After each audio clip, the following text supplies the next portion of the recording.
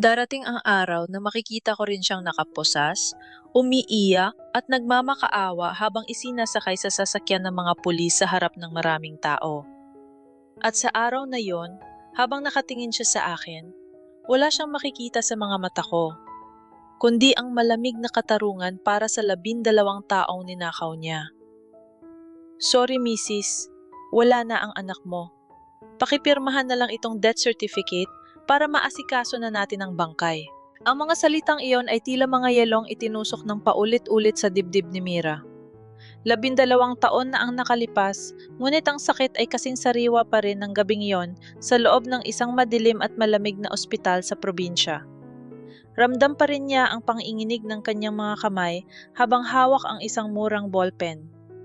Hindi siya makaiyak ng malakas, walang luhang tumulo, dahil ang mismong kaluluwa niya ay parang pinatay kasama ng sanggol na hindi man lang niya nayakap. Paano pipirmahan ng isang ina ang katibayan na tapos na ang buhay ng kanyang anak bago pa man ito magsimula? Bakit ang unfair ng mundo? Bakit ang mga mahihirap kahit ang kaisa-isang kaligayahan nila ay kailangan pang bawiin ng langit?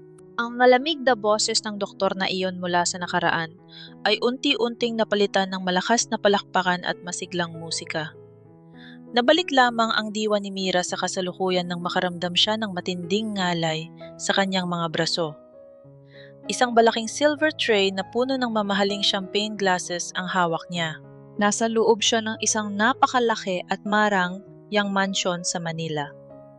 Bilang isang extra server ng catering service, kailangan niyang magtrabaho ng doble ngayong gabi. Ang sweldo rito ay sapat na para pambayad sa upa ng kanyang maliit na kwarto. Ngunit, sa bawat paghakbang niya sa makinis na marmol ng Villarreal Mansion, isang mabigat na bato ang nakadagan sa kanyang dibdib. Dahil ang araw na ito, ang ika-12 kaarawan ng kaisa-isang tagapagmana ng mga Villarreal, ay siya ring anibersaryo ng kamatayan ng kanyang anak. Bilisan mo ang pag-serve dyan, Mira. Huwag kang tatanga-tanga. Matalim na bulong ang manager ng catering habang pinipisil ang braso niya. Mga bilyonaryo ang bisita rito. Isang pagkakamali mo lang, sisante tayong lahat. Kahit hirap huminga dahil sa masikip na uniforme at sa bigat ng kanyang nararamdaman, tumango na lamang si Mira. Opo sir, pasensya na po. Huminga siya ng malalim, ipinikit ang mga mata ng sandali. Diyos ko, gabayan mo ako, bulong niya sa sarili, bago muling naglakad patungo sa gitna ng engrandeng bulwagan. Sa hindi kalayuan, nakatayo ang ginano ng tahanan, si Celeste Villarreal. Suot ang isang kumikinang na pulang gown at mga diamanteng kumikinang sa ilalim ng chandelier, animoy isang reyna na nagmamando sa kanyang kaharian. Matalas ang boses nito habang kinakausap ang mga event organizers. Make sure everything is perfect. I don't want any mistakes tonight na, intindihan nyo? This is my son's party and it reflects on me. Umalingaw ang boses ni Celeste, puno ng autoridad at pagmamataas. Walang sinuman ang naglakas loob na sumalungat sa kanya. Ilang sandali pa, tumahimik ang buong bulwagan. Bumukas ang malaking pinto sa itaas ng hagdanan. Isang batang lalaki na nakasuot na mamahaling suit, ang dahan-dahang humakbang pababa. Si Noah Villarreal. Ang batang ipinagdiriwang ng lahat. Ngunit sa kabila ng yaman at luho na nakapaligid sa kanya, maputla ang mukha ng bata. May bakas ng matinding pagod sa kanyang mga mata. Nang nasa gitna na siya ng hagdan, biglang huminto si Noah. Napahawak ang bata sa balustre. Nakita ni Mira kung paano nanlaki ang mga mata ng bata at kung paano niya mahigpit na kinapitan ng telang tumatakip sa kanyang dibdib. Bago pa man makapag-react ang sinuman, nawala ng balanse si Noah. Kasabay ng pagbagsak ng kanyang maliit na katawan ay ang paggugulong niya pababa sa huling 3 hakbang ng hagdan. Nahinto ang musika. Isang matinding katahimikan ang bumalot sa bulwagan bago sumabog ang panic. Noah! Oh my God, my son! Tili ni Celeste. Tumakbo siya palapit. Ngunit nang makita niyang nanginginig ang bata at namumutla habang hirap na hirap huminga, biglang nanigas si Celeste. Napaurong siya. Sa halip na yakapin ang bata, tinakpan niya ang kanyang bibig, mistulang paralisado ng takot at hindi alam ang gagawin. Somebody do something! Tumawag kayo ng doktor! Utos niya habang nanginginig. Ngunit hindi niya mahawakan ang sariling anak. Walang bisitang naglakas loob na lumapit. Lahat ay natakot na baka sila ang masisi kung may mangyaring masama sa tagapagmana ng mga Villarreal. Sa gitna ng kaguluhang yon, isang puwersa ang nagtulak kay Mira. Hindi niya alam kung bakit. Hindi niya pinag-isipan. Basta't binitawan niya ang hawak na silver tray. Tumapon ang mga baso sa makapal na karpet nang walang ingay. Ngunit wala siyang pakialam. Tumakbo si Mira palapit sa bata. Itinulak niya ang ilang nakaharang na bisita at lumbuhod sa tabi ni Noah. Bakit ganito ang nararamdaman ko? Bakit parang pinupunit ang dibdib ko habang nakikita siyang nahihirapan? Mga tanong na nag-etyo sa isip ni Mira habang tinititigan ang namumutlang mukha ng bata. Agad niyang iniangat ang ulo ni Noah at ipinatong sa kanyang mga hita. Malalamig ang mga kamay ng bata. Kusa at walang pag-aalinlang ang hinagod ni Mira ang dibdib nito. Ang mga luha na 12 taon niyang pinigil ay biglang bumagsak sa pisngi ni Noah. Sa gitna ng ingay ng mga taong nagpapanik, yumuko si Mira at inilapit ang kanyang labi sa tainga ng bata. Sa pamamagitan ng basag na boses, sinimulan niyang awitin ang isang lumang kanta mula sa probinsya. Ang kantang kinakanta niya gabi-gabi habang hinihimas ang kanyang malaking tiyan noon. Ili-ili, tulog anay! Wala rito ang iyong nanay! Isang himala ang sumunod na nangyari. Ang mabilis at kinakapos na paghinga ni Noah ay unti-unting kumalma. Ang nanginginig niyang mga kamay ay lumuwag. Dahan-dahang iminulat ng bata ang kanyang mga mata. Sa kabila ng panlalabo ng kanyang paningin, nakita niya ang mukha ng isang babaeng umiiyak habang yakap siya ng mahigpit. Isang init na kailanman ay hindi niya naramdaman sa buong buhay niya sa loob ng malaking mansyong ito. Itinaas ni Noah ang kanyang maliit na kamay. Nanginginig itong dumapo sa basa at mainit na pisngi ni Mira. Nanay? Mahinang bulong ng bata. Isang salita, ngunit parang kidlat na tumama sa kaluluwa ko. Nanigas ako. Ang init ng maliit niyang palad sa aking pisngi ay tila bumuhay sa isang bahagi ng pagkatao ko na 12 taon ko nang ibinaon sa isang malamig na sementeryo sa probinsya. Bakit niya ako tinawag na nanay? Bakit ganito kabilis ang pintig ng puso ko na tila nais nitong kumawala mula sa aking dibdib upang yakapin ng buong higpit ang batang ito? Walang ibang nakakaintindi sa nararamdaman ko ngayon. Isang lukso ng dugo na hindi maipaliwanag ng kahit na anong siyensya. Bago ko pa man masagot ang sarili kong mga tanong, isang marahas na puwersa ang humablot sa balikat ko. Naramdaman ko ang mabilis na paglapit ng mga matutulis na takong na tila gustong bumaon sa sahig. Nang iangat ko ang aking paningin, nakita ko ang nag-aapoy na mga mata ni Celeste Villarreal. Nawala ang kanyang takot kanina. Napalitan nito ng matinding pandidiri at pagkamuhi nang makita niyang yakap ko ang kanyang kaisa-isang tagapagmana. How dare you! Umalingaw-ngaw ang matinis niyang boses sa buong bulwagan, basag ang katahimikan ng lahat ng mga matang nakamasid. Get your filthy hands off my son! Sino ka ba para hawakan siya ng ganyan? Know your place, you pathetic maid! Pilit niyang inilayo sa akin ang nanghihinang si Noah. Gusto ko sanang pumalag. Gusto ko sanang isigaw na ako ang nakapagpakalma sa bata habang siya ay nakatayo lang sa malayo at nandidire. Ngunit walang boses na lumabas sa aking lalamunan. Nanginginig pa rin ang buong kalamnan ko dahil sa labis na emosyon. Diyos ko, gabayan mo ako. Paulit-ulit na panalangin ang aking isip habang nakayuko sa malamig na marmol. Ngunit hindi pa nakontento si Celeste. Umangat ang kanyang kanang kamay sa ere, handang idampi ang matinding galit at pandiliit sa aking pagkatao. Ipinikit ko ng mariin ang aking mga mata.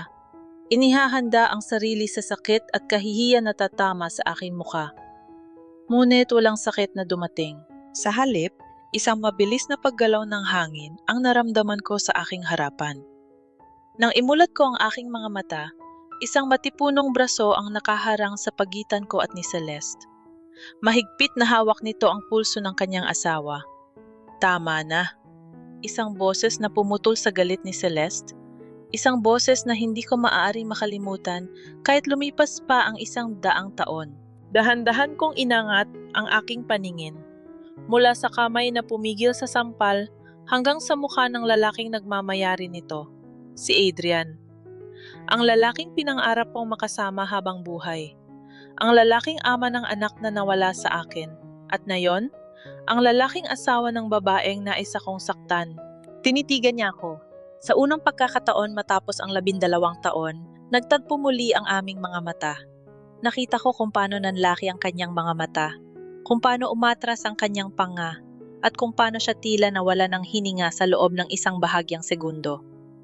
May kung anong kumislap sa kanyang mga mata, gulat, pamilyaridad, at marahil, pangungulila? Ngunit bago ko pa man masuri ang lahat, agad niyang ibinaling ang kanyang pansin kay Celeste. Adrian, what are you doing? Let go of me! Singhal ni Celeste, pilit na binabawi ang kanyang braso. Ang babaeng yan! She touched Noah! Sino siya sa tingin niya? Isang aliping nangangamoy kusina. Binitiwan ni Adrian ang pulso ni Celeste at hinarap ang mga bisita.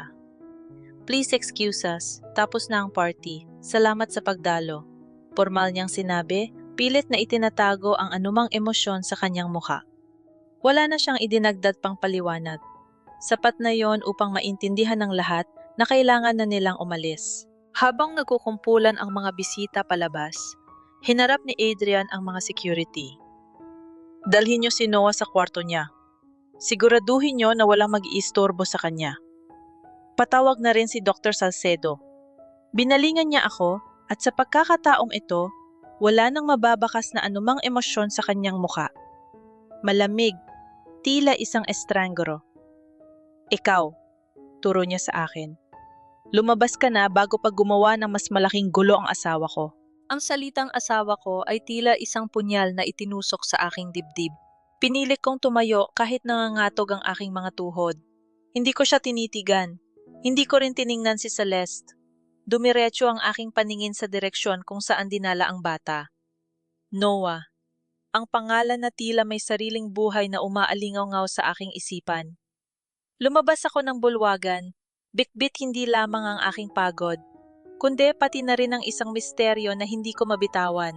Ang lamig ng hangin sa labas ng engrandeng bulwagan ay hindi sapat upang pawiin ang panginginig ng aking buong kalamnan. Bawat hakbang ko palayo sa lugar na yon ay tila may mabigat na kadena na humihila sa akin pabalik. Ang huling sulyap ni Adrian, malamig, balayo, ngunit may nakatagong gulat, ay pilit na gumuguhit sa aking isipan. Ngunit mas higit na napapabigat sa aking dibdib ay ang mukha ng batang si Noah. Ang kanyang maliit at malamig na kamay at ang boses niyang tinawag akong nanay. Hindi pa ako nakakalayo nung biglang hatake ng manager ng catering ang aking braso papasok sa kusina. Namumula ang mukha nito sa matinding galit.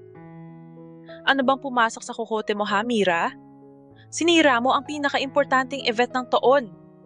Nanggagalaiti at halos lumabas ang mga ugat sa leeg ng manager habang dinuduro ako. Nakatayo lamang ako sa gilid ng malamig at sementadong kusina. Pinagmamasdan ang galit na galit niyang mukha. Hindi ako sumagot. Kakasabi lang sa akin ng sekretarya ni Ma'am Celeste. Tanggal ka na. At huwag ka nang umasang may sasahulin ka pa ngayong gabi dahil sa ginawa mong iskandalo. Kunin mo ang mga gamit mo at lumayas ka na rito bago pa tumawag ng gwardiya ang mga Villarreal. Wala akong naramdamang takot o panghihinayang sa trabaho. Ang tanging nararamdaman ko ay ang kakaibang bigat sa aking dibdib na hindi ko maipaliwanag. Huminga ako ng malalim, isiniksik ang aking nanginginig na mga kamay sa loob ng bulsa ng aking apron.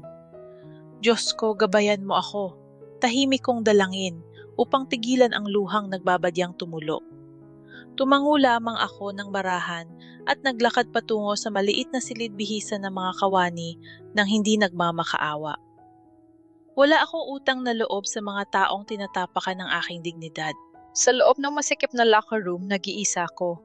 Mabilis kong hinubad ang masikip na uniforme ng catering. Nang tiklupin ko ang apron, may isang malamig na bagay na dumulas mula sa mga tupi nito at nahulog sa aking paanan. Isang kumikinang na silver bracelet. Yumuko ako upang pulutin ito. Maliit lamang ang sukat nito, halatang panlalaki at may nakaukit na letrang N sa gitna ng isang mamahaling metal. Nanlaki ang aking mga mata. Naalala ko ang mahigpit na pagkapit ni Noah sa aking damit kanina habang hirap siyang huminga. Siguradong sumabit ang bracelet na ito sa tela ng apron ko noong mga sandaling yakap ko siya. Gusto ko na sanang umalis at iwan na lamang ito sa ibabaw ng mesa. Ayoko nang bumalik sa itaas at makita ang mga matapobrang tao sa mansyong ito, lalo na si Adrian at ang kanyang asawa. Ngunit nang hawakan ko ang malamig na metal, muling naglaro sa aking isipan ang namumutlang mukha ni Noah at ang malungkot niyang mga mata na tumawag sa akin ng nanay. Ang kaisa-isang tagapagmana ng mga Villarreal, nabubuhay sa luho ngunit tila uhaw na uhaw sa pagmamahal. Hindi ko maaring iuwi ito. At hindi ko rin pwedeng iwanan lang kung saan. Baka mahalaga ito sa bata. Nagpasya akong dumaan sa likurang hagdanan na ginagamit ng mga kasambahay. Tahimik ang bawat hakbang ko sa kahoy na hagdan. Wala na ang malakas na musika sa ibaba. Pinalitan ito ng isang nakakabinging katahimikan na umaalingaw-ngaw sa malalawak na pasilyo ng ikalawang palapag. Plano ko sanang iabot na lamang ang bracelet sa sinumang kasambahay na makikita ko malapit sa kwarto ng bata. Ngunit bago pa man ako makalapit sa dulo ng pasilyo, nakarinig ako ng mga boses. Nagmula ito sa isang nakaawang na pinto ng isang study room. Hindi kalayuan sa silid na pinasukan ng mga doktor kanina. Kusa akong napahinto. Isiniksik ko ang aking sarili sa isang madilim na sulok ng pasilyo nang marinig ko ang matinis at nanggagalaiting boses ni Celeste. Are you out of your mind, doctor? I don't care how much it costs. You fix his medical records. This is absolutely ridiculous. Bulyaw ni Celeste. Ang boses ay puno ng desperasyon at pananakot. Mrs., hindi ganun kadali iyon, sagot ng isang pamilyar na boses ng lalaki na sa tingin ko ay ang pamilyang doktor na si Dr. Salcedo. Lumalala ang kondisyon ni Noah. He might need a bone marrow transplant or a specialized blood transfusion soon. Hindi pwedeng itago habang buhay ang totoo. Wala sa inyo ni Sir Adrian ang may tugmang dugo sa kanya. Halos tumigil ang pagtibok ng puso ko sa narinig. Anong ibig sabihin ng doktor? Shut up! Keep your voice down! Mabilis na tugon ni Celeste. Bakas ang matinding panic. Hanapan mo siya ng donor sa black market? Magbayad ka ng kahit sinong tahimik na tao. Gagawin mo ang lahat para hindi mabasa ni Adrian ang totoong files ng batang yan. Because if Doña Carmen finds out that Noah doesn't carry the Villarreal bloodline, if they find out about what really happened 12 years ago, pare-pareho tayong masisira. 12 taon na ang nakalipas. Dugo na hindi tugma. Ang mga salitang iyon ay parang mga nakakalasong palaso na sunod-sunod na tumama sa aking utak. Umawang ang aking mga labi, ngunit walang tunog na lumabas. Bakit walang dugong Villarreal si Noah? Hindi ba siya tunay na anak ni na Adrian at Celeste? At bakit 12 taon? Iyon din ang taon nang mawala ang anak ko. Sa sobrang pagkabigla, dahan-dahan akong umatras. Hindi ko napansin ang aking dinadaanan. Isang matigas na balikat ang nabunggo ng aking likuran. Mabilis akong napalingon, ang puso ko ay halos sumabog sa kaba. Nakatayo sa aking harapan ang isang may edad na babae, nakasuot ng pormal na uniporme ng punong katiwala. Si Manang Rosa. Ang kanyang buhok ay maayos na nakapusod at ang kanyang mukha ay seryoso at walang pinapakitang emosyon. Gusto ko sanang humingi ng tawad at magdahilan kung bakit ako naroon. Ngunit napansin ko ang paraan ng pagtitig niya sa akin. Hindi siya nakatingin sa uniforme ko o sa bracelet na hawak ko. Nakatitig siya ng direkta at napakalalim sa aking mga mata. Tila sinusuri niya ang bawat sulok ng aking pagkatao. Ilang segundong namayani ang mabigat na katahimikan sa pagitan namin, hanggang sa unti-unting bumuka ang kanyang mga labi. Sinasabi na nga ba? Mahina ngunit malinaw na wika ni Manang Rosa, hindi pinuputol ang pakikipagtitigan sa akin. Maaring magsinungaling ang mga papeles, ngunit hindi kailanman ang mga mata. Napalunok ako ng isang napakabigat na tinik. Po? Lumapit siya ng isang hakbang, Bumaba ang kanyang boses sa isang pabulong na himig. Kamukhang-kamukha mo ang mga mata ng alaga ko. Kamukhang-kamukha mo ang mga mata ng alaga ko. Ang mga salitang iyon ni Manang Rosa ay tila isang malamig na hangin na nanuot sa aking mga buto. Nakatitig lamang ako sa kanyang kulubot, ngunit seryosong muka, sinusubukan kong hanapin ang anumang pahiwatig ng pagbibiro, ngunit wala akong nakita. Nakita ko ang pagod at isang malalim na lihim na tila matagal na niyang pinapasan. Bago ko pa man siya matanong kung ano ang ibig niyang sabihin, mabilis niyang hinablot ang aking braso. Hindi niya ako dinala sa kwarto ni Noah. Sa halip, hinila niya ako patungo sa kabilang dulo ng pasilyo, sa isang madilim at maalikabok na bahagi ng ikalawang palapag na tila hindi na ginagamit. Huminto kami sa harap ng isang makapal na pintong gawa sa lumang kahoy. Binuksan niya ito ng walang ingay at itinulak ako papasok. Pagkapasok niya ay mabilis niyang isinara at inilak ang pinto. Amoy ng lumang papel at amag ang sumalubong sa akin. Nang mag-adjust ang aking paningin sa madilim na kwarto na tinatanglawan lamang ng liwanag mula sa post sa labas ng bintana, nakita ko ang bundok-bundok na mga folder, lumang dokumento at malalaking kahon. Isang storage room. Manang, ano po pang ginagawa natin dito? Bakit niyo po ako dinala rito? Tanong ko, pilit na pinapakalma ang nanginginig kong boses. Hindi niya ako sinagot. Lumapit siya sa isang tumpok ng mga kahon sa gilid. May hinahanap. Habang ginagawa niya yon, isang malakas na tunog ng pagkalabog mula sa labas ng pinto ang napatayo sa mga balahibo ko. Sinundan ito ng boses ni Celeste, mas matinis at mas desperado kaysa kanina. Sunugin niyo ang mga kahon na yan! Lahat ng files mula 2012. I don't want a single piece of paper left in this house. Utos ni Celeste mula sa pasilyo. Narinig ko ang mabibigat na yabag ng mga tauhan niya. Marahil ay nagsisimula ng hakutin ang mga dokumento sa kabilang kwarto. Bilisan niyo! Bago pa umuwi rito si Doña Carmen bukas. Nang hina ang mga tuhod ko. 2012, ang taon kung kailan ako nanganak. Ang taon kung kailan ipinanganak si Noah. Bakit kailangang sunugin ni Celeste ang lahat ng ebidensya mula sa taong yon? Ano ba talagang itinatago niya? Mabilis na lumapit sa akin si Manang Rosa. May hawak na isang manipis at punit-punit na folder. Inilagay niya ito sa aking mga kamay. Bilisan mo? Pabulong, ngunit mariin niyang utos. Matagal ko nang itinatago ang pahinang yan, mula nang simula nilang sirain ang mga records ng pag-aampon. Basahin mo, habang hindi pa nila nabubuksan ang pintong ito. Panginginig ang naramdaman ko nang buksan ko ang nipis na folder. Diyos ko, gabayan mo ako. Sa loob ay may isang lumang papel na halos burado na ang mga letra, ngunit sapat pa upang mabasa ang ilang mahahalagang detalye. Isa itong report ng paglilipat ng sanggol. Nakasulat doon ang pangalan ng ospital kung saan nanggaling ang bata bago dinala sa pribadong klinika ni Dr. Salcedo sa Manila. San Isidro Provincial Hospital. Nanlaki ang aking mga mata, tila hindi makapaniwala sa aking nakikita. Paulit-ulit kong binasa ang pangalan ng ospital, umaasang namamali lamang ako ng basa. Ngunit hindi. Yun mismo ang ospital kung saan ako nanganak 12 taon na ang nakalipas.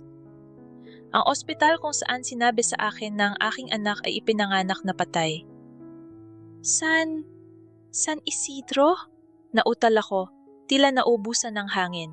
Tinitigan ako ni Manang Rosa, ang kanyang mga mata ay puno ng lungkot. Alam kong hindi siya tunay na Villarreal. Matagal na. Pero hindi ko alam kung saan siya kinuha ni Ma'am Celeste.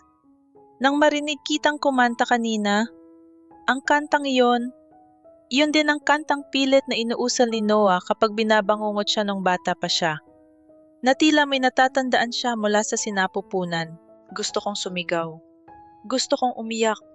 Ngunit nangingibabaw ang isang matinding kalituhan.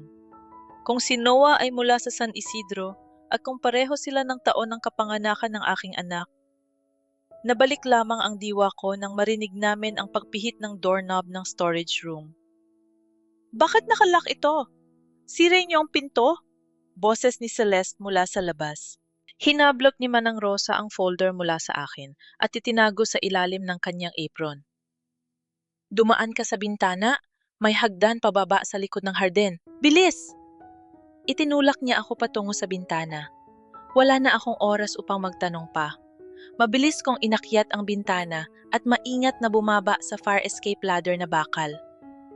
Huling sulyap ko kay Manang Rosa ay ang kanyang mahinang pagtango bago bumukas ng marahas ang pinto ng storage room. Bumaba ako sa hardin at tumakbo sa gitna ng kadiliman. Hindi ko alam kung saan ako pupunta. Ang tanging nararamdaman ko ay ang lakas ng pagtibok ng aking puso at ang pag-ikot ng aking isipan. Kinabukasan, hindi ako nakatulog.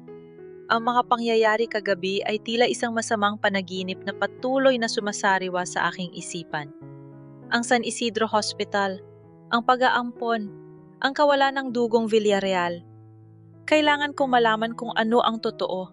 Kailangan ko ng matibay na pruweba bago ako bumalik sa impyernong mansyong iyon. Habang nakaupo ako sa isang maliit na karinder, malapit sa ospital ni Dr. Salcedo, isang balita sa radyo ang nakakuha ng aking atensyon. Isang kilalang doktor ang inimbestigahan dahil sa pagbebenta ng mga sanggol. Bigla akong napatayo. Ang hinala ko ay unti-unting nabubuo, nagiging isang nakakatakot na katotohanan. Pero kailangan ko siyang makita muli. Si Noah. Kailangan kong makahanap ng paraan para makapasok ulit sa mansyon, kahit alam kong panganib ang naghihintay sa akin doon. Dahil kung totoo ang hinala ko, hindi lang basta bata ang inaalagaan ko noon. Isang alaala ang biglang pumasok sa aking isipan. Ang anak ko, may isang maliit na marka siya. Isang gasgas o baka birthmark na parang hugis gasuklay na buwan sa likod ng kanyang batok nung oras na isilang ko siya bago pa man siya kunin ng mga nurse. Nakita ko yon kahit saglit lang bago ako mawalan ng malay dahil sa pagod at sakit ng panganganak. Kung si Noah ay galing sa San Isidro Hospital, kung si Noah ang... Hindi, kailangan ko makasiguro. At may isang paraan lang para malaman yon. Kailangan ko makita ang likod ng batok ni Noah. Ang kagustuhan ko makita ang batok ni Noah, ang nagtulak sa akin pabalik sa impyernong pilit ko na sanang tinatakasan. Alam ko mapanganib, ngunit para sa isang inang naghahanap ng katotohanan, walang pader na sapat ang taas upang pigilan ako. Sa tulong ni Manang Rosa, nakapasok ako muli sa mansyon kinaumagahan. Suot ang isang lumang uniforme ng kasambahay at may takip na face mask sa bibig at ilong. Nagkunwari akong isa sa mga dagdag na tagalinis na tinawag upang ayusin ang kalat mula sa nagulong party kagabi. Mahigpit ang hawak ko sa basahan, nakayuko, at iniiwasan ang paningin ng sinumang makasalubong ko sa malalawak na pasilyo. Ngunit bago pa man ako makalapit sa hagdan patungo sa kwarto ng bata, isang malamig at nakakakilabot na presensya ang nagpatigil sa lahat ng gumagalaw sa ibabang palapag. Mula sa malaking pintuan, pumasok ang isang matandang babae. Ang bawat tagbagsak ng kanyang mamahaling tungkod sa makinis na marmol ay tila nag-iiwan ng lamat sa katahimikan ng buong bahay. Nakataas ang kanyang baba, ang mga mata ay kasing talim ng patalim at ang kanyang presensya ay nag-uutos ng matinding takot. Si Doña Carmen, ang ina ni Adrian at ang kinikilalang reyna ng buong angkan ng mga Villarreal. Mabilis akong nagtago sa likod ng isang malaking haligi malapit sa pasilyo ng master's bedroom. Hindi humihinga. Mula sa itaas, nagmamadaling bumaba si Celeste. Ang mukha ay kapansin-pansing namumutla sa kabila ng makapal na makeup. Mama? You're early. Akala ko ba bukas pa ang dating niyo mula sa Spain? Pilit na pinatamis ni Celeste ang kanyang boses. Ngunit halata ang panginginig nito. Hindi man lang siya tiningnan ni Doña Carmen. Dumiretso ang matanda sa gitna ng sala at humarap kay Celeste nang may matinding pandidire. Kung hindi pa ako inabisuhan ng mga kaibigan ko, hindi ko malalaman ang iskandalong ginawa mo kagabi, Celeste.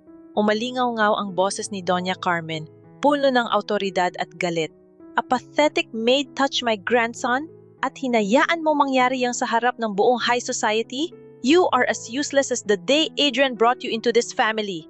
Mama, it was an accident. Biglang inatake si Noah. Silence! Puto ng matanda. Huwag mo akong gawing tanga. Ilang taon na akong nagdududa sa batang yan. He doesn't look like Adrian. He doesn't act like a Villarreal. Mahina ang katawan, laging nasa ospital. At na yon, ipinapahiya pa tayo sa publiko. nakita ko kung paano napakuyom ang mga kamao ni Celeste. Anak namin siya ni Adrian. Paano niyo nasasabihan sa sarili ninyong apo? Isang mapaklang ngiti ang sumilay sa mga labi ni Doña Carmen. Umbakbang siya palapit kay Celeste, bumaba ang boses, ngunit mas naging nakamamatay ang tono. Listen to me and listen well. Pinapaimbestigahan ko na ang medical records ni Noah. The moment I find out that he doesn't carry the pure Villarreal bloodline, the moment I prove that you lied to us just to secure your place in this family, I will strip you of everything. Kukunin ko ang lahat ng mana at ipapatapon kita pabalik sa burak kung saan ka nanggaling. Mark my words. Tila naubusan ng dugo ang buong katawan ni Celeste. Hindi siya nakasagot. Tinalikuran lamang siya ni Doña Carmen at naglakad patungo sa kabilang bahagi ng mansyon upang hanapin si Adrian. Nang makalayo ang matanda, tila gumuho ang matibay na pader ni Celeste. Nagmamadali siyang tumakbo pabalik sa ikalawang palapag. Sinundan ko siya ng tahimik. Ang aking mga paa ay tila nakalutang sa pag-iingat hanggang sa makita ko siyang pumasok sa loob ng malaking walk-in closet ng kanilang kwarto. Naiwan niyang nakaawang ang pinto. Mula sa siwang nakita ko ang isang eksyenang hindi ko inasahang masasaksihan.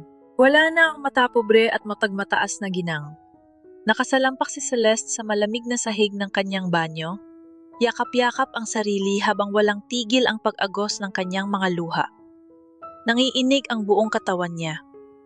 Mabilis niyang binuksan ang kabinet, kinuha ang isang maliit na bote ng gamot at nanginginig na isinubo ang ilang tableta ng pampakalma ng walang tubig. Umagulgol siya, isang iyak na puno ng matinding desperasyon at takot. Hindi niya pwedeng malaman, hindi nila pwedeng malaman, paulit-ulit niyang bulong sa sarili habang sinasabunutan ang sariling buhok. I can't lose Adrian. Wala akong ibang pupuntahan. Mamamatay ako kapag iniwan niya ako. I can't go back to being nothing. Hindi ko ibibigay ang buhay na ito kahit kanino. Sa isang saglit, nakaramdam ako ng awa. Nakita ko ang isang babaeng binihag ng sarili niyang kasakiman. Nabubuhay sa araw-araw na takot na mabunyag ang kanyang mga kasinungalingan. Wala siyang tunay na kapayapaan. Ngunit ang awang yon ay mabilis na naglaho nang maalala ko ang 12 taong pag-iyak ko sa isang walang lamang puntod. Ang takot niya ay bunga ng kanyang kasamaan. Ang takot ko ay ibinigay niya sa akin. Unti-unting pinunasan ni Celeste ang kanyang mga luha. Ang panginginig ng kanyang katawan ay napalitan ng isang malamig at nakakakilabot na panigas. Tumayo siya, humarap sa salamin at tila ibinalik ang maskara ng isang demonyo. Kinuha niya ang kanyang cellphone mula sa ibabaw ng lababo at nagdial ng isang numero. Pinigil ko ang aking hininga. Isiniksik ang sarili sa likod ng pinto. Hello? Malamig na bati ni Celeste sa kabilang linya. May kailangan akong ipatrabaho sa inyo. Gawin niyo ng malinis at walang makakaalam. Tumahimik sandali. Nakinig siya sa kausap bago muling nagsalita. Ang boses ay walang bakas ng konsensya. Ang babaeng nag-serve sa party kagabi. Mira Santos ang pangalan. Hanapin niyo siya. I don't care how much it costs. By all means, make that pathetic nanny disappear from the face of the earth. Siguraduhin ninyo hindi na siya sisikatan ng araw bukas. Nalamig ang buong pagkatao ko. Ang kaluskos ng tela ng aking uniforme ay tila napakalakas sa aking pandinig. Diyos ko, gabayan mo ako. Pinatay na niya ang anak ko sa isip ko 12 taon na ang nakalipas. At ngayon, ang sarili kong buhay naman ang gusto niyang tapusin. Mabilis akong umatras. Pilit na pinipigilan ang panginginig ng aking mga tuhod habang tumatakas palayo sa pasilyong yon. Bikbit ang isang banta na magbabago sa lahat. Mabilis ang naging pagtibok ng aking puso habang tumatakbo ako sa makipot at maputik na eskinita ng palengke. Ang amoy ng malansang isda, basang lupa at bulok na gulay ay humahalo sa malamig na hangin ng hapon. Bawat paghakbang ko ay may kasamang takot. Ramdam ko ang mabibigat na yabag ng 2 bulto ng lalaki na kanina pa nakasunod sa akin mula nang lumabas ako ng terminal ng jeepney. Totoo ang banta ni Celeste. Wala siyang sasayangin na oras upang patahimikin ako. Lumingon ako sa aking likuran at nakita ang dalawang lalaking nakaitim na jacket. Binibilisan ang kanilang paglakad. Pilit na hinahawi ang mga namimili. Wala na akong mapuntahan. Papasok na sana ako sa isang eskinita na puno ng mga nakasalansan na kahon ng prutas nang biglang may humablot sa aking buhok mula sa likuran. Dahil sa lakas ng pagkakahila, bumagsak ang aking katawan sa basang semento. Naramdaman ko ang matinding hapdi sa aking siko. Ngunit mas nangibabaw ang kaba ng ilabas ng isang lalaki ang isang patalim na kumikislap sa ilalim ng pundidong ilaw ng palengke. "Wak po! Maawa kayo!" Sigaw ko, pilit na kumakawala mula sa mahigpit niyang hawak sa aking braso. Ito ang pabuya sa mga taong nangiialam sa buhay ng mayayaman. Malamig na banta ng lalaki, handa na sanang itarak ang patalim. Ngunit bago pa man mangyari yon, isang malakas na sipol mula sa mga tanod ng barangay ang bumasag sa tensyon. Agad na nagliwanag ang paligid dahil sa mga flashlight na nakatutok sa amin. "Oy! Anong ginagawa ninyo riyan? Bitawan niyo ang babaeng yan!" Umalingaw-ngaw ang boses ng pinuno ng mga tanod, kasunod ang mabilis na pagtakbo ng kanyang mga kasamahan patungo sa aming direksyon.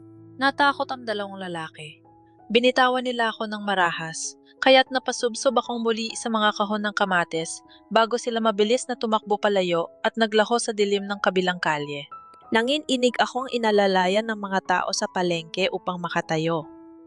Habang pinapagpagan ko ang aking putikang damit at nagpapasalamat sa mga tanod, naramdaman ko ang tang-ininig at patuloy na pag-ilaw ng aking cellphone sa loob ng aking bulsa. Nang makita ko ang pangalan ni Manang Rosa sa screen, isang kakaibang kaba ang pumalit sa takot ko kanina. Nang ininig ang aking mga kamay nang sagutin ko ang tawag, "Mira, nasaan ka?" Boses ni Manang Rosa, basag at puno ng pag-iyak. "Si Noah, isinugot sa ospital. Biglang nag-collapse kanina. Critical ang kondisyon, Mira. Baka hindi na siya umabot." Ang mundong ginagalawan ko ay tila biglang huminto. Ang ingay ng palengke ay naglaho sa aking pandinig. Hindi ko na ininda ang sakit ng aking mga gasgas at ang dumi sa aking damit. Tumakbo ako patungo sa kalsada at sumakay sa unang taksi na nakita ko. "Diyos ko, gabayan mo ako. Huwag niyo po siyang kunin sa akin ng ganito kaaga. Huwag muna, nakikiusap ako." Nang makarating ako sa pribadong ospital, tumambad sa akin ang isang malamig at tahimik na pasilyo ng emergency room. Sa labas ng salaming pinto, nakita ko si Adrian na palakad-lakad. Panay ang hilot sa kanyang sentido. Bakas ang matinding pagod at pag-aalala. Sa kabilang upuan, nakaupo si Celeste. Balisa ngunit maayos pa rin ang pagkakasuot ng kanyang mamahaling damit. Maya-maya pa, lumabas si Dr. Salcedo mula sa kwarto. Seryoso ang muka at may hawak na chart. Mabilis na lumapit si Adrian. "Doktor, kumusta ang anak ko?"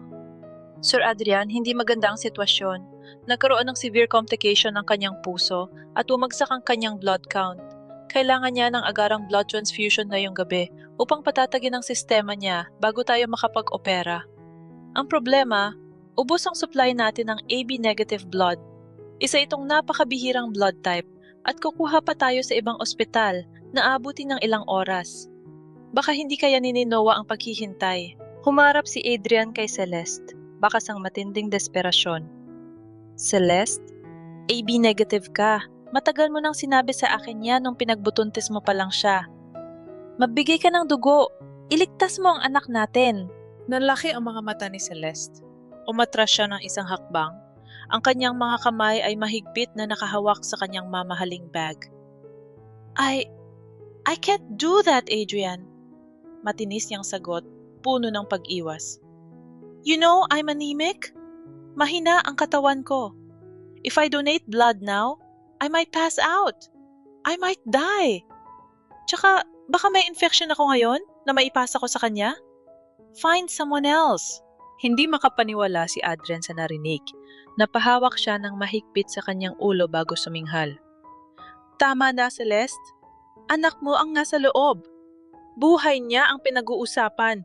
Nag-iinarte ka pa sa kalusugan mo? Ako na ang magbibigay kahit type A ako, baka pwedeng gawa ng paraan ng doktor. Hindi pwede, sir. Fatal ang mangyayari kung hindi eksaktong dugo ang isasalin. Tigil ni Dr. Salcedo, halatang pilit na pinagtatakpan din ng lihim na alam niya dahil pareho nilang alam ni Celeste na walang tutugma sa dugo ng bata. Hindi ko na kaya pang panoorin ang pagiging makasarili ng babaeng yon. Lumabas ako mula sa aking pinagtataguan sa dulo ng pasil o at naglakad palapit sa kanila. Ang aking damit ay gusgusin, may bahid ng putik at dugo mula sa aking sugat sa braso. Ngunit ang aking mga mata ay puno ng determinasyon. Ako, AB negative ako. Kunin ninyo ang dugo ko. Matatag kong idineklara. Ang boses ko ay umaalingaw-ngaw sa tahimik na pasil. Sabay na napalinggon sina Adrian at Celeste. Nanlaki ang mga mata ni Celeste na tila nakakita ng multo. Pilit siyang lumapit sa akin. Nandidiri ang ekspresyon. Are you insane? Paano ka nakarating dito? Sigaw ni Celeste, pilit na humaharang sa pagitan ko at ng doktor. Doc, I absolutely forbid this. I will not allow a filthy, disease-ridden maid's blood to flow inside my son's veins. Baka kung anong klaseng dugo ang nasa babaeng yan. Tinitigan ko siya ng tuwid sa mga mata, walang bahid ng takot. Ang bawat salita ko ay may dalang talim na matagal ko nang ibinaon. Buhay niya o ang pride mo, pumili ka. Nanigas si Celeste, walang salitang lumabas sa kanyang bibig. Bago pa siya makasagot muli, tinabig siya ni Adrian. Ang kanyang mga mata ay nagmamakaawa ng tumitig sa akin. Please, bulong ni Adrian, iligtas mo ang anak ko. Sumama ako sa mga nurse patungo sa laboratory. Habang nakahiga ako sa malamig na kama, pinanood ko kung paano itinusok ng nurse ang karayom sa aking ugat. Ang pulang likido ay dahan-dahang dumaloy patungo sa maliit na sachet. Ang dugong dumadaloy sa tubong yon ay hindi lamang simpleng likido. Ito ang mismong buhay, ang pag-asa, ang hininga na ibibigay ko sa batang ninakaw sa akin. Kung sa pamamagitan ng dugong ito ay maililigtas ko siya, ibibigay ko ang lahat hanggang sa kahuli-hulihang patak. Sa labas ng kwarto, naghihintay ang resulta ng mabilis na blood screening bago ang mismong transfusion. Nakatayo si Adrian sa isang madilim na bahagi ng pasilyo malapit sa istasyon ng mga nurse. Pilit na pinapakalma ang sarili. Mula sa laboratorio, nagmamadaling lumabas ang head nurse. May hawak na isang pirasong papel na naglalaman ng resulta ng pagsusuri. Nilapitan nito si Dr. Salcedo. Ang mukha ay balot ng matinding pagkalito. Doc, perfect match po ang dugo ng donor sa pasyente. Pabulong na ulat ng nurse, ngunit sa sobrang tahimik ng pasilyo ay umaabot ang kanilang boses sa pwesto ni Adrian. Pero Doc, may napansin po ako sa routine genetic markers dahil pareho silang rare blood type. The sequence, impossible po itong mangyari unless ang donor na nasa loob ang mismong biological na ina ng bata. Ang baso ng mainit na kape na hawak ni Adrian ay dumulas mula sa kanyang mga kamay. Ang malakas na pagbagsak nito sa sahig, kasabay ng pagtalsik ng madilim na likido sa maputing marmol, ay bumalatok sa katahimikan. Nanigas ang buong katawan ni Adrian habang dahan-dahang nakatingin sa kwarto kung saan ako naroon. Ang katotohanan ay unti-unting winawasak ang mundo na pinaniniwalaan niya sa loob ng lab, 12 taon. Ang amoy ng tumapong kape mula sa labas ng kwarto ay dahan-dahang pumasok sa loob ng malamig na laboratorio. Nakahiga pa rin ako sa kama, nang hihina matapos kunan ng dugo, ngunit ang isip ko ay gising na gising. Tinititigan ko ang puting kisame. Nagdarasal na maging ligtas ang bata. Biglang bumukas ang pinto. Pumasok si Adrian. Mabilis niyang isinara at inilak ang pinto mula sa loob. Ang kanyang mukha ay isang maelstrom ng iba't ibang emosyon. Gulat, galit, at isang matinding kalituhan na tila unti-unting sumisira sa kanyang katinuan. Humakbang siya palapit sa aking kama. Ang kanyang paghinga ay mabigat at nanginginig. Adrian? Mahina akong tawag, pilit na umuupo mula sa pagkakahiga. Hindi siya sumagot agad. Tinitigan niya ako ng malalim, tila kinakapa kung ang babaeng nasa harap niya ay isang panaginip o isang bangungot mula sa nakaraan. Narinig ko ang usapan ng mga nurse kanina. Ang boses niya ay basag, may halong takot at paninisi. Ang dugo mo at ang dugo ni Noah. Sinabi nila na may direktang koneksyon nito. Mira, anong ibig sabihin nito? Bakit? Bakit sinasabi ng doktor na posible kang maging biological na ina ng anak ko? Nanigas ako. Ang mga salitang yon ay tila mga bumbang sumabog sa loob ng maliit na silid. 12 taon kong kinimkim ang sakit, at ngayon, ang lalaking naging dahilan ng lahat ay nakatayo sa harap ko, humihingi ng kasagutan. Anak mo? Hindi ko napigilan na pagtaas ng aking boses. Ang udyok ng pait ay umaapaw. Anak niyo ni Celeste? Huwag mo akong gawing tanga, Adrian. Pareho nating alam na walang dugong Villarreal si Noah. Pareho nating alam na kinuha ninyo siya, inampon ninyo siya mula sa San Isidro Hospital upang pagtakpan ng kawalan ng kakayahan ng asawa mo. Napahawak siya sa kanyang ulo. Ang mga daliri ay mariing nakadiin sa kanyang buhok. Ano bang sinasabi mo? Ako ang ama ni Noah. Anak ko siya. Anak namin siya ni Celeste. Kahit alam kong hindi ako ang tunay na... Sandali! Bigla siyang huminto. Tila pinoproseso ang lahat ng sinabi ko. San Isidro? Paano mo nalaman ang tungkol sa ospital na yon? At bakit masinasabing walang dugong Villarreal ang bata? Natigilan ako. Nakita ko ang purong pagkalito sa kanyang mga mata. Hindi ba niya alam? Posible bang 12 taon na ang nakalipas, Adrian? Unti-unti kong ibinaba ang aking boses. Ang mga luha ay nagsisimula ng mamuo sa aking mga mata. Noong gabing umalis ka, nung iniwan mo ako para pakasalan ang babaeng pinili ng iyong ina, buntis ako, Adrian. Buntis ako at ikaw ang ama. Napaatras si Adrian. Ang kanyang likod ay bumagsak sa malamig na pader ng kwarto. Buntis ka nun? Wala kang sinabi sa akin. Bakit hindi mo sinabi? Bakit hindi ka lumaban? Lumaban? Isang mapait na tawa ang kumawala sa aking mga labi. Lumaban ako, Adrian. Ilang beses kitang tinawagan, ilang beses akong naghintay sa labas ng bahay ninyo. Ngunit ipinagtabuyan ako ng nanay mo. At nang manganak ako sa San Isidro Hospital, isang gabi ng matinding bagyo, sinabi sa akin ng doktor na patay na ang aking anak. Pinirmahan ko ang death certificate habang ang kaluluwa ko ay unti-unting namamatay. At ngayon, itinuro ko ang direksyon kung saan naroon ang kwarto ni Noah. Makalipas ang 12 taon, nakikita ko ang isang batang inampon ng asawa mo mula sa parehong ospital sa parehong taon. At ngayon, ang dugo ko ang tanging bumubuhay sa kanya. Hinawakan ko ang aking muka, hindi na mapigilan ang mga luhang nag-uunahang tumulo. Diyos ko, gabayan mo ako. Lumapit si Adrian at pilit na hinawakan ang aking mga balikat. Nanginginig din ang kanyang mga kamay. Hindi totoo yan. Sinabi ni Celeste sa akin. Sinabi niya na buntis siya. Ngunit noong 7 o 8 buwan na ang tiyan niya, nagkaroon siya ng komplikasyon. Isinugod namin siya sa ospital at kinabukasan. Ipinakita niya sa akin si Noah. Sinabi niya na napaaga ang panganganak niya, ngunit nakaligtas ang bata. Pareho kaming natahimik. Ang mga piraso ng puzzle ay unti-unting nabubuo sa aming mga isipan, nagdudulot ng isang nakakakilabot na larawan. Ang pagpapanggap ni Celeste, ang pekeng pagbubuntis, ang pagkawala ng aking anak. Niloko niya tayo. Mahinang bulong ni Adrian. Ang kanyang boses ay nanginginig sa matinding galit. Pinaniwala niya ako na anak ko ang batang yon sa kanya, habang ninakaw niya ang mismong anak ko sa iyo. Mabilis na tumalikod si Adrian. Ang kanyang mukha ay pumupula sa galit. Tama na ang mga kasinungalingan. Wala na siyang kawala ngayon. Bago pa man siya makalabas upang kumprontahin si Celeste, pinigilan ko siya.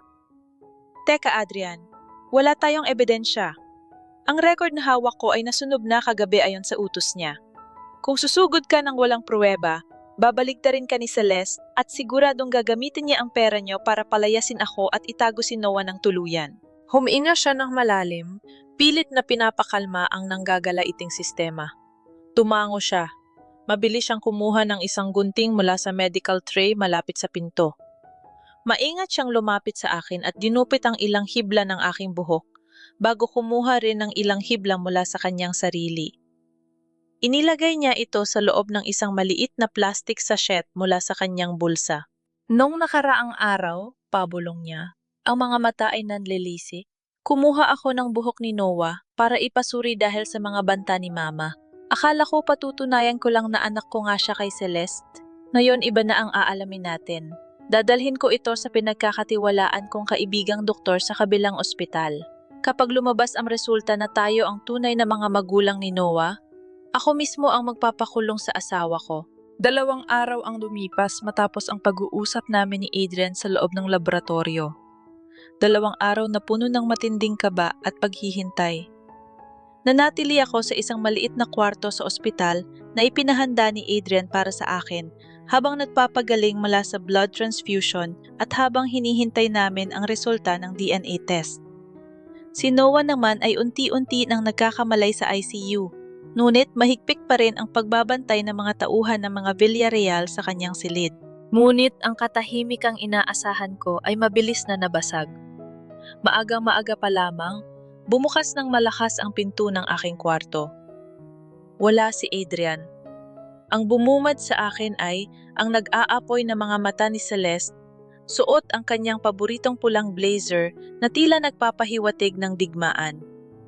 2 matipunong gwardiya ang nakatayo sa labas ng pinto upang siguraduhing walang ibang makakapasok. Mabilis siyang naglakad palapit sa aking kama at walang anumang babala, inihagis niya ang isang makapal na brown envelope sa aking kandungan. Pumilantik ang mga matatalim niyang kuko nang itinuro niya ito. "Take it," malamig niyang utos, puno ng otoridad na kinasanayan niya. "May 2 milyong piso dyan, kasama ang isang one-way ticket papuntang Dubai. Naka-arrange na rin ang magiging trabaho mo roon. Aalis ka ngayong gabi." Tinitigan ko ang envelope at pagkatapos ay tiningnan ko siya ng diretso sa mga mata. Hindi ako natakot. Ang panahong nanliliit ako sa harap niya ay matagal nang natapos.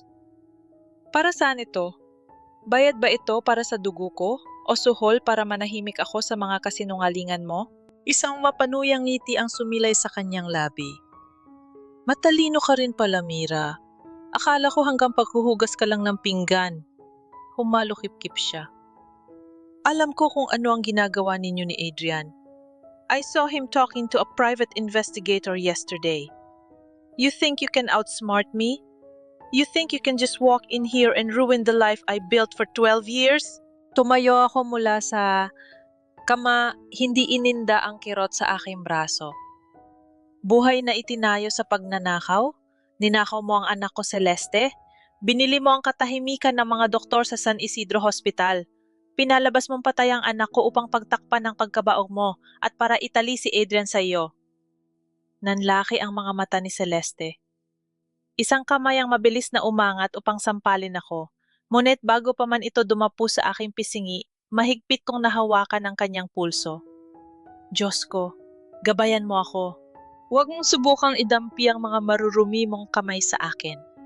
Mariing kong babala bago ko pabalyang binitiwan ang kanyang braso. Hindi na ako ang mahinang probinsyana na madaling utuin 12 taon na ang nakalipas. Namula si Celeste sa matinding galit at pagkapahiya. Ngunit sa halip na sumigaw, biglang bumaba ang tono ng kanyang boses. Isang nakakakilabot na bulong na tila nagmula sa kailaliman ng impyerno. "Sige, Mira, kung gusto mong magmatigas, pero tandaan mo ito." Lumapit siya, halos magkadikit na ang aming mga muka. "Ako ang legal na ina ni Noah. Ako ang may hawak ng lahat ng papeles. Ako ang may karapatang gumawa ng medical na desisyon para sa kanya. Kapag hindi ka umalis sa bansang ito, ipapatigil ko ang paggagamot sa kanya. I will pull the plug on that sickly boy, and I will make sure na sa mata ng batas, ginawa ko yon bilang isang naghihinadpis na ina." Umawang ang aking mga labi. Hindi ko lubos maisip na may isang tao na kayang maging ganito kasama. Isang tao na handang patayin ang batang inalagaan niya sa loob ng 12 taon para lamang maprotektahan ang sariling pride. "Ganyan ka ba kadesperada?" Tanong ko, pilit na pinapatatag ang nanginginig kong boses. "Handa kang pumatay ng bata para lang hindi mawala ang pangalan mo bilang isang Villarreal? I don't care about that child. Ginawa ko ang lahat para kay Adrian. Ginawa ko ang lahat para hindi niya ako iwan. At ngayon, dahil sa pagbabalik mo, masisira ang lahat?" Halos lumabas ang mga ugat sa leeg ni Celeste sa tindi ng kanyang pagsigaw. tuluyan nang nawala ang kanyang pagiging edukada. Kinuha ko ang brown envelope na naglalaman ng pera at tiket. Tiningnan ko ito sandali bago ko pilit na inihagis ng buong lakas patungo sa kanyang mukha. Nagkalat ang mga bungkos ng pera sa malamig na sahig ng ospital. Maaari mong mabili ang mga pekeng dokumento, Celeste. Maaari mong mabili ang katahimikan ng ibang tao. Malamig kong pahayag, walang kahit anong patak ng luha sa aking mga mata. Pero hindi mo mabibili ang batas ng langit. Ang batang yan ay anak ko. At sisiguraduhin kong babayaran mo ang 12 taong ninakaw mo sa aming dalawa. Pumasok ng mabilis ang 2 guard. Yan ang marinig ang kaguluhan. Ngunit pinigilan sila ni Celeste. Namumula sa matinding galit, tinalikuran niya ako ng walang anumang salita at mabilis na naglakad palabas ng kwarto. Ang pagbagsak ng kanyang mga takong ay nag-iwan ng isang malakas at nakakakilabot na babala. Pag-alis nila, biglang bumukas ang aking cellphone. Isang mensahe mula kay Adrian ang bumungad sa screen. Mira, lumabas na ang resulta ng DNA. Tayo ang mga magulang niya. Papunta ako riyan. Kailangan natin bumalik sa San Isidro ngayon din. Kailangan natin ang testimonya ng mga nurse. Ang labanan ay tuluyan nang ang nagsimula. Ang paglalakbay pabalik sa San Isidro ay nabalot ng isang mabigat at nakakabinging katahimikan sa loob ng sasakyan ni Adrian. Walang magsalita sa aming dalawa. Sa labas, ang langit ay nagsisimula ng magdilim at kumapal ang mga ulap. Nagbabadyang bumuhos ang isang malakas na ulan. Eksaktong-eksakto sa lagay ng panahon noong gabing ipanganak ko si Noah, 12 taon na ang nakalipas. Naramdaman ko ang malamig na kamay ni Adrian na mahigpit na nakahawak sa manibela. Ang kanyang mga mata ay nakatutok sa kalsada. Ngunit alam kong ang kanyang isip ay ginagahis ng galit at pagsisisi. Ipapangako ko sa iyo, Mira. Basag ang kanyang boses nang basagin niya ang katahimikan. Pagkatapos nating makuha ang ebidensya dito, hindi ko nahahayaang makalapit pa si Celeste sa anak natin. Aayusin ko ang lahat. Gusto ko sanang sumagot, gusto ko sanang sabihin na hindi na sapat ang mga pangako ngayon. Ngunit pinili ko na lamang manahimik. Ang tanging mahalaga ngayon ay ang mahanap namin ang mga taong naging kasabwat sa pagnanakaw ng aking anak. Pagdating namin sa lumang San Isidro Provincial Hospital, sinalubong kami ng amoy ng kalawang at murang disinfectant. Ang gusali ay hindi nagbago. Mukha pa ring malungkot at puno ng mga sikretong ibinaon sa limot. Mabilis kaming nagtanong sa information desk tungkol sa doktor na pumirma sa peking death certificate ni Noah, si Dr. Vargas. Naku, Sir, Mrs.? Sagot ng matandang clerk habang inaayos ang kanyang salamin. Si Dr. Vargas po ay pumanaw na 5 taon na ang nakararaan dahil sa atake sa puso. Nanlamig ang buong katawan ko. Diyos ko, gabayan mo ako. Paano na kami ngayon? Kung wala na ang pangunahing doktor, paano namin mapapatunayan ang kasabwat ni Celeste? Bago pa man tuloy ang magpanting ang mga tainga ni Adrian, napansin ko ang isang pamilyar na muka na naglalakad sa pasilyo. Isang matandang nurse na may puting buhok, paika-ika ang paglalakad. Si Nurse Elena. Siya ang nurse na nagpunas ng pawis ko noong gabing nanganak ako. At ang mismong nurse na nag-abot sa akin ng peking death certificate na may nanginginig na mga kamay. Mabilis ko siyang nilapitan at hinarangan ng kanyang dinadaanan. Nurse Elena? Pagtawag ko. Tumingala siya sa akin. Sa una ay bakas ang pagkalito.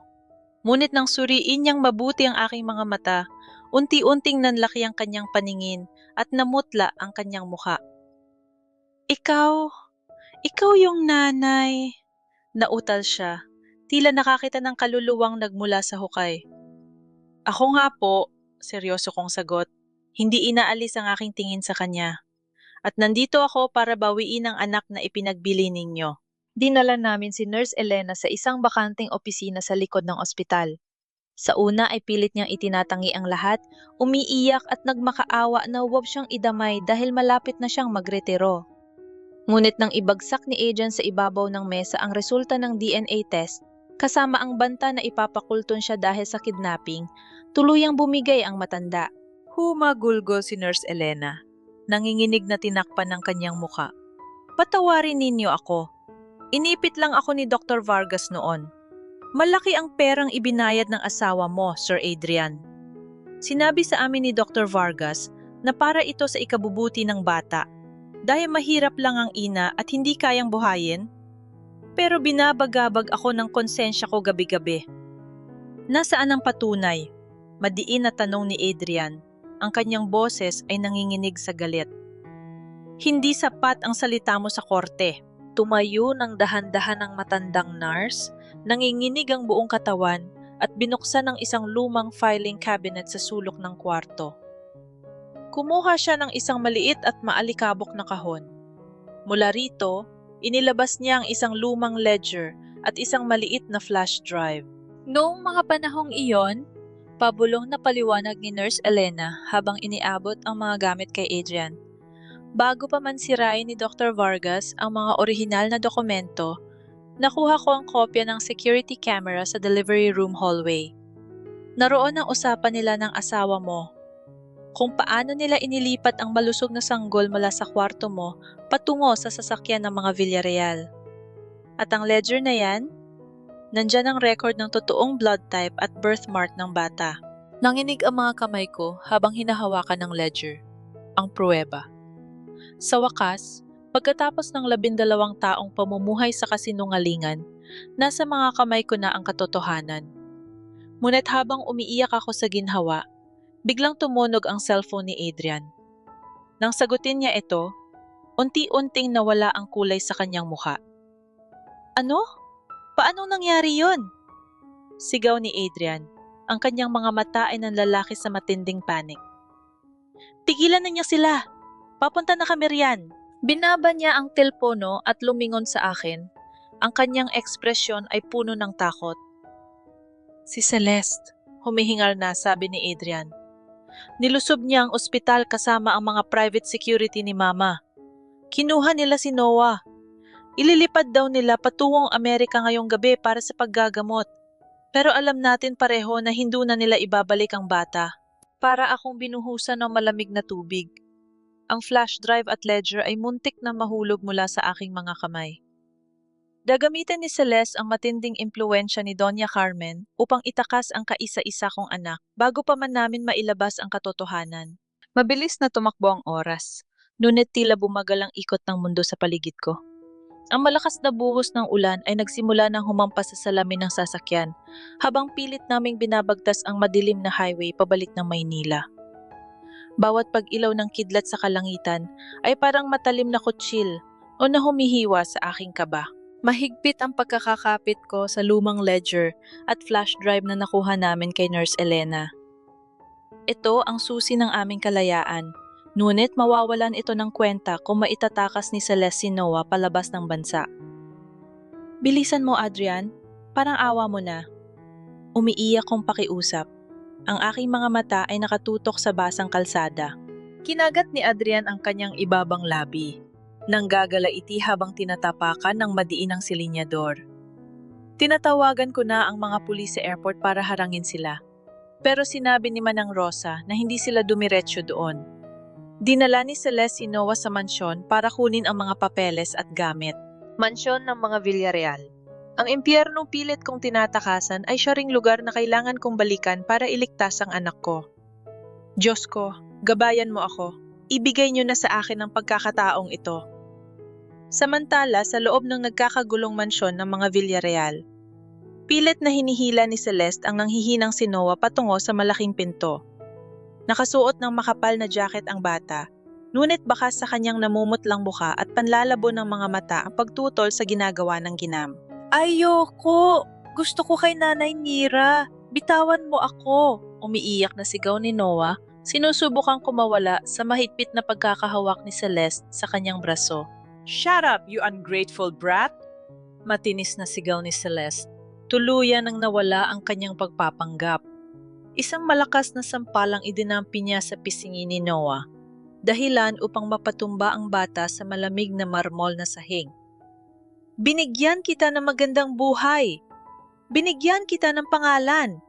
At ngayon gusto mong sumama sa yagit na yon?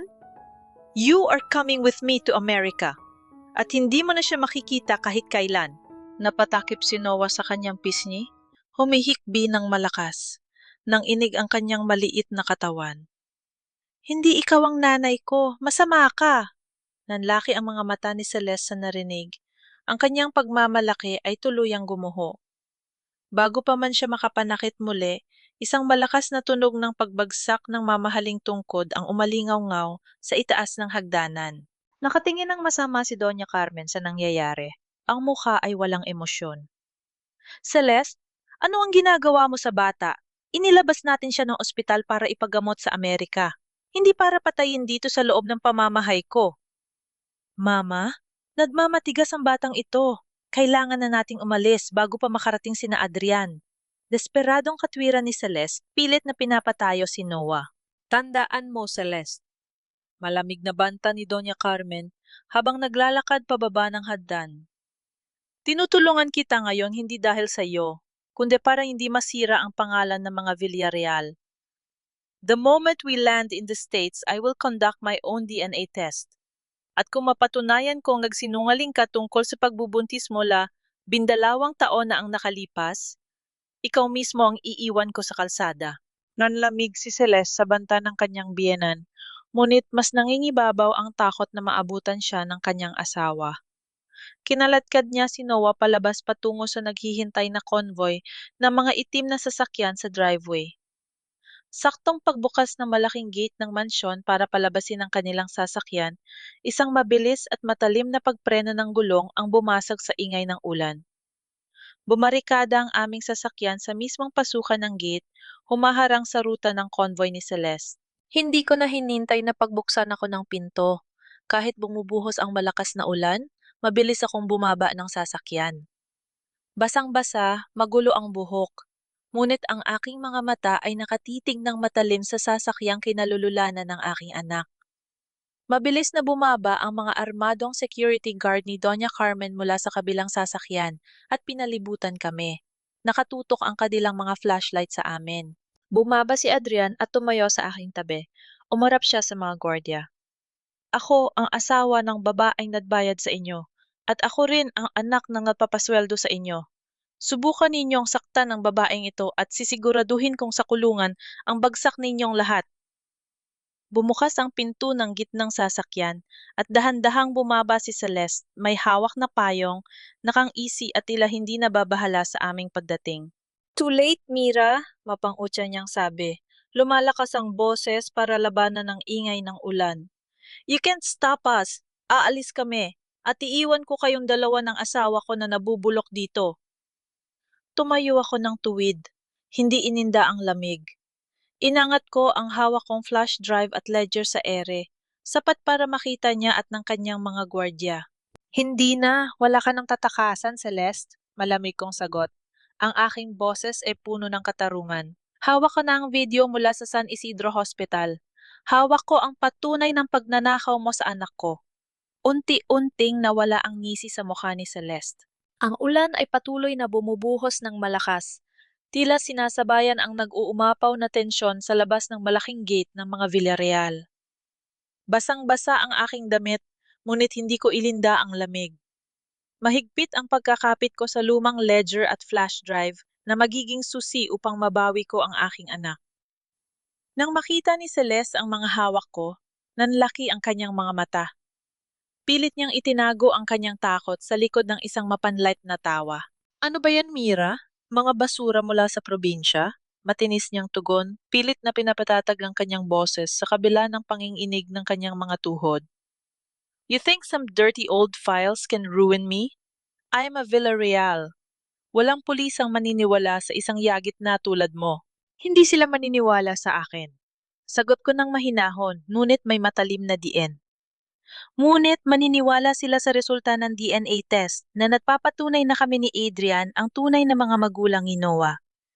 At maniniwala sila sa video ng CCTV kung saan binabayaran mo si Dr. Vargas upang palsipikahin ang death certificate ng anak ko 12 taon na ang nakalipas. Bumakas ang natinding gulat sa mukha ng mga security guard ni Doña Carmen. Nagkatinginan sila, tila nag-aalangan kung susundin pa ba nila ang utos ni Celeste. Bago pa man makasagot si Celeste, bumaba si Doña Carmen mula sa sasakyan. Inaalalayan ng isang tauhan na may hawak na payong. Matalim ang tingin ng matanda habang naglalakad palapit sa amin. Ano ang ibig sabihin nito, Adrian? Malamig at otoritarya na tanong ni Doña Carmen. Ang kanyang tungkod ay madiin nakadiin sa basang semento. Humarap si Adrian sa kanyang ina. Walang bahid ng takot o pagpapasailalim na nakasanayan niya sa mahabang panahon. Ibig sabihin, Mama, na 12 taon tayong niloko ng babaeng yan, itinuro ni Adrian si Celeste. Hindi niya ako binigyan ng anak. Hinakaw niya ang anak ko kay Mira upang lilangin tayo at makuha ang posisyon niya sa pamilyang ito. Nanlaki ang mga mata ni Doña Carmen. Tumingin siya kay Celeste. Ang kanyang muka ay nag-aapoy sa matinding galip. Totoo ba ito, Celeste? Ginamit mo ang tangalan ng pamilya ko para takpan ang kapalpakan mo? Nanginig si Celeste, pilit na lumalapit sa kanyang biyenan. Mama, hindi totoo yan. Sinasiraan lang nila ako. Sinungaling, sigaw ni Adrian. Ang kanyang boses ay nangingibabaw sa ingay ng ulan. Kinuha niya ang flash drive mula sa akin at iniharap kay Doña Carmen. Nandito ang lahat ng pruweba, Mama, at kasama ko ang mga pulis. Kasabay ng kanyang huling salita, ang malakas na wangwang ng mga sasakyan ng pulis ay umalingaw-ngaw sa kalsada. Ilang police cruiser ang huminto sa likuran ng aming sasakyan. Mabilis na bumaba ang mga investigador at pinusasan ang mga nagulat na security guard bago lumapit sa amin. Nang makita ni Celeste ang mga pulis, tuluyan nang nawala ang kanyang pagpapanggap. Nagsimula siyang mag-hysterical, umiiyak at sumisigaw, pilit na umaatras patungo sa sasakyan. Hindi niyo ako pwedeng uliin! Asawa ko ni Adre Villarreal! Mayaman ako! Desperado niyang sigaw, ngunit mabilis siyang hinawakan ng 2 pulis at inilagay ang posa sa kanyang mga kamay. Nang maglock ang malamig na bakal sa kanyang mga pulso, humagulgol si Celeste, pilit na nagmamakaawa kay Adrian. Adrian, please! Ginawa ko lang ito para sa atin. Ayokong iwan mo ako. Please, wag mo akong ipakulong. Tinitigan siya ni Adrian nang may matinding pandidiri. Pinatay mo ang pagmamahal ko sa'yo noong araw na ninakaw mo ang anak ko, Celeste. Pagdusahan mo ang mga kasalanan mo sa kulungan. Sa gitna ng kaguluhan, bumukas ang pinto ng sasakyan kung saan naroon si Noah. Nanginginig ang bata, basang-basa rin ang buhok mula sa ulan na pumapasok sa pinto. Ngunit nang makita niya ako, isang maliwanag na ngiti ang sumilay sa kanyang namumutlang muka. Nanay Mira, mahinang tawag ni Noah, ang boses ay puno ng pag-asa. Binitawan ko ang mga papeles. Tumakbo ako palapit sa kanya at niyakap ko ng mahigpit ang aking anak. Ang init ng kanyang maliit na katawan laban sa malamig kong damit ay nagbigay ng isang pakiramdam ng kumpletong kapayapaan na 12 taon kong pinang-arap. Diyos ko, salamat po. Paulit-ulit kong bulong habang hinahalikan ng kanyang basang no. Sa wakas, ang batang linakaw sa akin ng isang kasinungalingan ay naibalik sa akin ng katotohanan. Tuluyang gumuho ang imperyo ng kasinungalingan na itinayo ni Celeste. Ang mga matataas na pader ng mansyon ng mga Villarreal, na dating simbolo ng kanyang kapangyarihan at pagmamataas, ay naging saksi sa kanyang kahiyahiyang pagbagsak. Habang ipinapasok si Celeste sa loob ng sasakyan ng mga polis, ang kanyang mga sigaw at pagmamakaawa ay dahan-dahang naglaho sa ingay ng ulan. Wala ni isa mga nagtangkang tumulong sa kanya. Tinalikuran siya ng mga gwardya, ng kanyang asawa, at higit sa lahat, ng mismong pamilya na pilit niyang pinanghawakan. Si Doña Carmen, nananakiling nakatayo sa ilalim ng ulan kasama ang kanyang tauhan, ay hindi makapagsalita. Ang matapobre at kinatatakutang reyna ng mga Villarreal ay tila bumagsak ang balikat. Ang kanyang mukha ay puno ng matinding kahihiyan at pagkatalo. Tiningnan niya si Adrian at pagkatapos ay bumaling ang kanyang paningin sa amin ni Noah. May kung anong emosyon sa kanyang mga mata. Isang halong pagsisisi at pagtanggap na ang lahat ng kaguluhang ito ay nag-ugat din sa kanyang sariling pagdikta sa buhay ng kanyang anak. Ngunit hindi siya humiin ng tawad. Tinalikuran niya kami at tahimik na naglakad pabalik sa loob ng kanyang mansyon. Kinabukasan, naging laman ng lahat ng balita ang iskandalo ng pamilya Villarreal. Habang nakaupo ako sa isang komportableng sofa sa loob ng maliit na apartment na inupahan ni Adrian para sa amin ni Noah, pinapanood ko ang balita sa telebisyon. Ipinakita roon ang pagharap ni Celeste sa korte, nakasuot ng orange na uniforme, magulo ang buhok, at wala na ang kina ng mga diamanteng dati niyang ipinagmamalaki. Kinumpirma ng hukom ang mga kaso laban sa kanya: kidnapping, falsification of public documents, at child abuse. Humarap siya sa habambuhay na pagkakakulong na walang piyansa. Kasama ring kinasuhan ang mga kasabwat na doktor at tauhan sa pagampon. Nagbigay ng pahayag si Dr. Salcedo at umamin sa pagtatakip niya sa totoong kondisyon ni Noah, dahilan upang tanggalan siya ng lisensya bilang manggagamot. Ang katarungan na matagal ko nang inaasam ay tuluyan ng nangyari. Lumabas mula sa kwarto si Adrian. May hawak na isang tray ng mainit na sopas. Ang mga araw ng stress at pagod ay unti-unti nang nawawala sa kanyang muka. Luwapit siya at umupo sa tabi ko. Inilapad ang tray sa maliit na mesa. "Kumusta siya?" tanong ko, nakatingin sa nakasarang pinto ng kwarto ni Noah. Natutulog pa siya, nakangiting sagot ni Adrian. Isang ngiting matagal ko nang hindi nakita mula sa kanya. Ang sabi ng mga doktor, mabilis siyang nakarecover pagkatapos ng blood transfusion mo. Makakabuti rin daw ang tahimik na kapaligiran para hindi na siya ma-stress. Tumango ako. Salamat, Adrian, para sa lahat ng itidulong mo upang mabawi ko si Noah. Humarap sa akin si Adrian. Ang kanyang mga mata ay nag-aapoy sa matinding sinseridad at pag-asa. Kinuha niya ang aking mga kamay at mahigpit itong hinawakan. "Mira," panimula niya. Ang kanyang boses ay nanginginig sa emosyon. "Alam kong marami akong pagkakamali. Naging duwag ako noon. Hinayaan kong diktahan ni Mama ang buhay ko, na naging dahilan kung bakit tayo nagkahiwalay at kung bakit nawala ang anak natin. Pero ngayon, nagbago na ang lahat. Wala na si Celeste. Ako na ang namamahala sa negosyo namin. At hindi na ako papayag na kontrolin pa ni Mama ang buhay natin." Tinitigan ko siya, hinihintay ang susunod niyang sasabihin. Kahit na alam ko na kung saan patungo ang usapang ito. "Bumalik ka na sa akin, Mira," pagmamakaawa niya. "Buuin natin ang pamilyang matagal na nilang ninakaw sa atin. Bigyan natin si Noah ng kumpletong pamilya. Ipapangako ko, hindi ko na kayo iiwan. Mamumuhay tayo ng masaya. Kasama ko kayo." Ang mga salitang yon ay ang mismo mga panalangin ko nung ako ay dalaga pa, nung umiiyak ako sa labas ng kanilang mansyon habang nag-iisa at buntis. Ito ang pangarap ko 12 taon na ang nakalipas. Ngunit nang tingnan ko si Adrian ngayon, hindi na tumitibok ng mabilis ang puso ko. Wala na ang kilig, wala na ang bulag na pag-ibig na handang isakripisyo ang lahat. Ang tanging nararamdaman ko ay ang kalmado at payapang katotohanan ng isang ina. Dahan-dahan kong inalis ang aking mga kamay mula sa kanyang pagkakahawak. "Diyos ko, salamat sa kalinawan ng isip." "Adrian?" Malumanay kong sabi, ang aking boses ay puno ng pag-unawa, ngunit walang bahid ng pagdadalawang isip. "Pinapatawad na kita sa nakaraan, at nagpapasalamat ako sa pagtulong mo sa akin na ilabas ang katotohanan. Pero hindi na natin maibabalik ang dati." Manlaki ang kanyang mga mata, bakas ang matinding sakit at pagkabigo.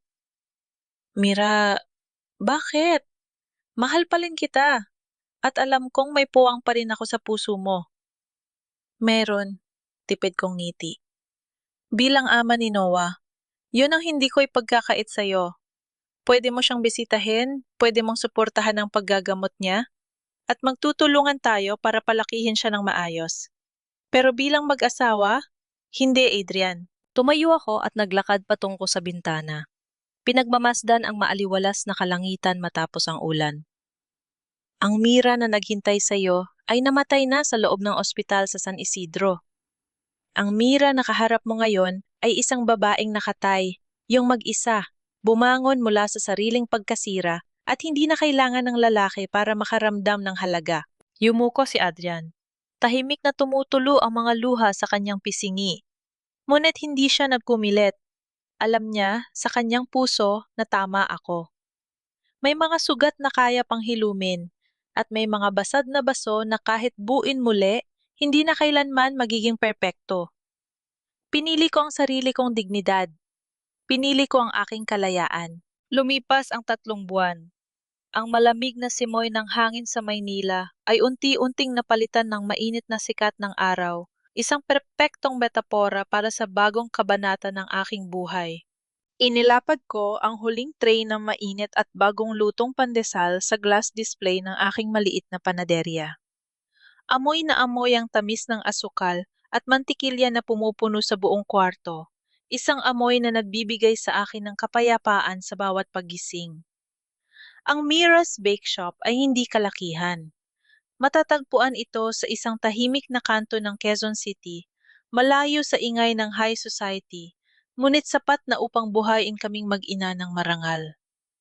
Pera mula sa aking sariling ipon at maliit na tulong mula kay Adrian bilang child support ang naging puhunan ko upang itayo ito. Nanay, ang bang-o naman yan? Napalingon ako sa pintuan ng kusina. Tumakbo papalapit sa akin si Noah, nakasuot ng simpleng t-shirt at shorts, may dalang libro sa isang kamay. Wala na ang maputlang bata na palaging nanghiina sa loob ng malamig na mansyon ng mga Villarreal. Mas malusob na siya ngayon, kip-kip ang sigla ng isang normal na 2 anyos, at ang paggagamot niya sa kanyang puso ay maayos na nagpapatuloy. Pinunasan ko ang aking mga kamay sa apron, at yinakap siya, hinahalikan ng kanyang pawisang no. Siyempre naman, anak. Para yan sa mga suki natin. Oh, tapos mo na bang gawin ang takdang aralin mo bago tayo magbukas? Opo, nanay. Tinulungan pa nga po ako ni Kuya Ben sa math eh. Sagot ni Noah, tukoy sa isa sa mga mababait naming kapitbahay.